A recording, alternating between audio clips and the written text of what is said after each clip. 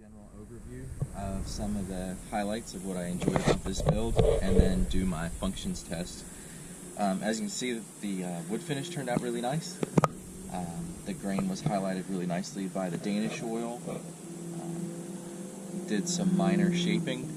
You can see over here had an issue with the fitment of my screws, so I actually recessed those so they're almost level. They don't stick out that much, which I do like. I realized I could have just removed more material here, but I didn't want to refinish the whole gun once it was complete. The browning turned out pretty nice. It's a good even dark color. I was really surprised. It's when the sun catches it, it's a rich plum.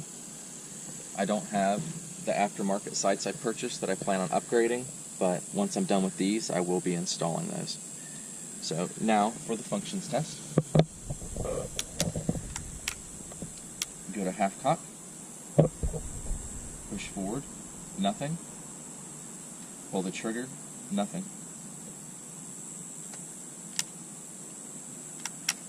Stay in half cock, set the set trigger, doesn't fire when you pull the front trigger. Go to full cock, trigger fires. Pushing forward, nothing. Requires extra pull to pull the front trigger. Pushing while depressing the set trigger once again does not make it fall. And then once again, the front trigger engages. Once again, gun has been checked with no powder or ball are present. I've reinstalled the nipple. I'm adding a number 11 percussion primer. I don't have a place to safely fire the gun with a ball right now. The closest range is quite a ways away. So I'm going to just fire a cap. So number 11 cap is installed. Go to full cock, depress set trigger, and gun fires properly. I want to take a minute to show some of the supplies I picked up. I got some basic GoX black powder. I didn't want to use Pyrodex. I wanted something a little bit more original.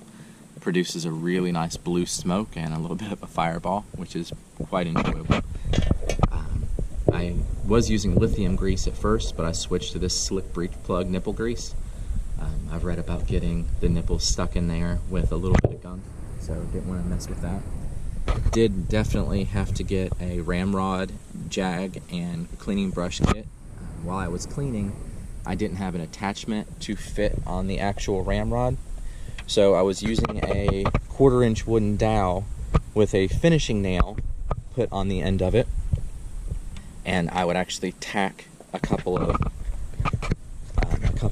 patches in place, which resulted in me needing to hook up my air compressor to blow them back out.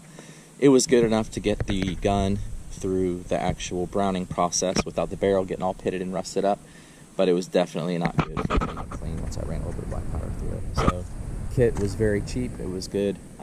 It saved me a lot of time with pulling out an air compressor.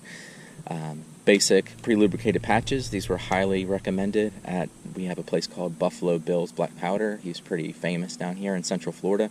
He recommended those. Got a powder measure, so I am not guessing, which is just unsafe and stupid.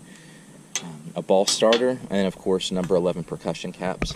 It was a little irritating getting the black powder and the percussion caps, as they wanted $25 hazmat. I wasn't about to pay that for what I thought I was just getting a very tiny amount. Didn't realize how long a pound of black powder would last me.